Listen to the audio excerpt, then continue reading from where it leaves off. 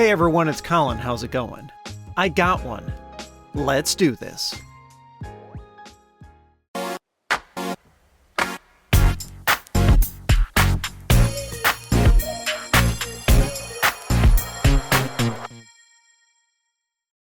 Okay, the story so far. In February 2017, a custom backlit Game Boy Color showed up for sale on Chinese shopping site Taobao. The news spread and it quickly sold out. After a couple of months of waiting, all of the back orders were canceled, with only a few consoles having actually shipped. By May of that year, the listing reappeared, but again, not many orders were fulfilled. In all, it's believed that fewer than 75 consoles were made, with a small number ending up on eBay and selling for high prices. These consoles were highly sought after because of the quality of the replacement screen, a bright, vivid IPS panel that uses pixel doubling to produce a really sharp image. It makes for a fantastic experience in an otherwise stock Game Boy Color.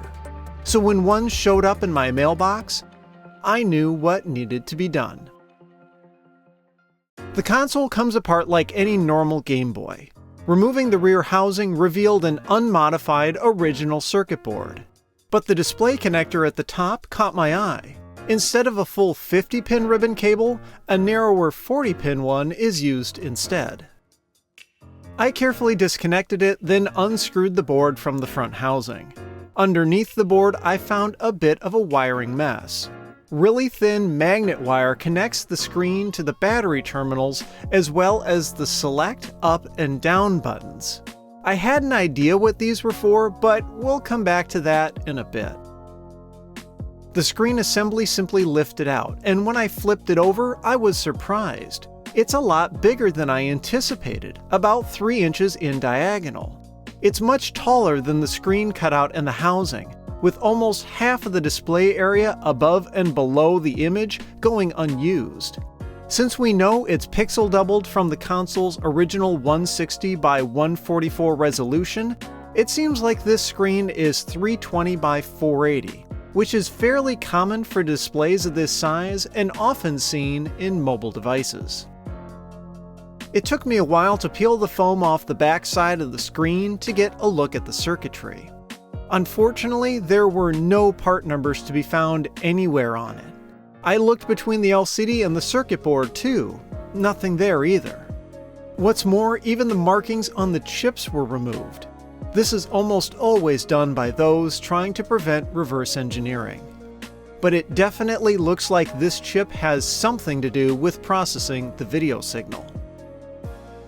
In order to make the screen fit, the front housing has been milled down to make it thinner, though not a dramatic amount. A small piece of plastic is used as a shim to keep the display centered. I found that part of the D-pad area had to be trimmed to accommodate the screen's PCB, and a little bit was also removed from the top of the shell as the ribbon cable doesn't bend sharply enough. It's actually this connector that keeps the top of the shell from closing completely. At this point, and with no part numbers to research, there was nothing left to do but button it back up. I applied some Kapton tape to the back of the PCB to replace the foam I removed, then taped the wires down to keep them out of the way of the button contacts. Then it was reassembly as usual. Oh, and as for those extra wires, as I suspected, they're for controlling the brightness. Just hold down select and use the D-pad. Overall, this teardown was pretty interesting.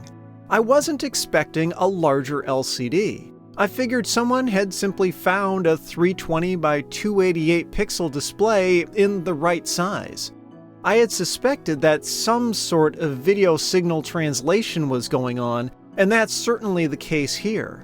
But the lack of part numbers on any of it really piqued my curiosity.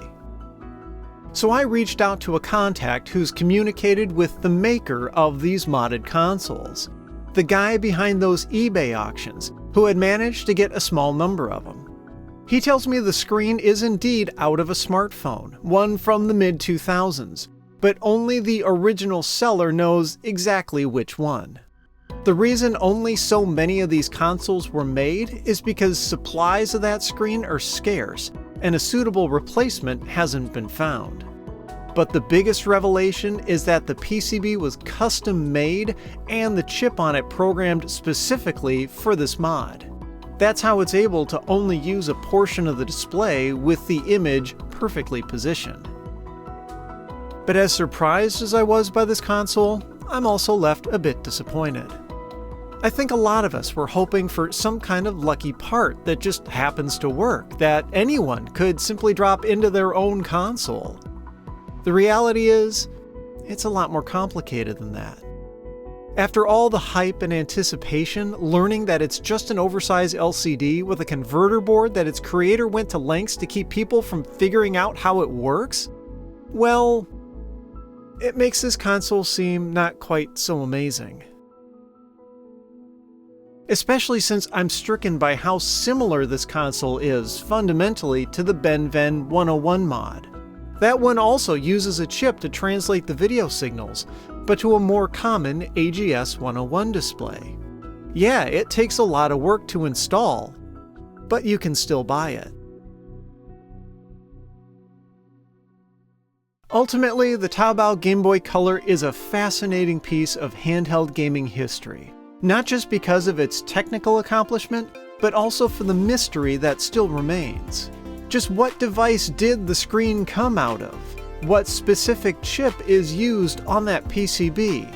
And who exactly is the person behind this mod anyway? Perhaps we'll find out someday. I owe a huge thank you to a viewer who goes by Pokemon Professor for generously donating this console to the show.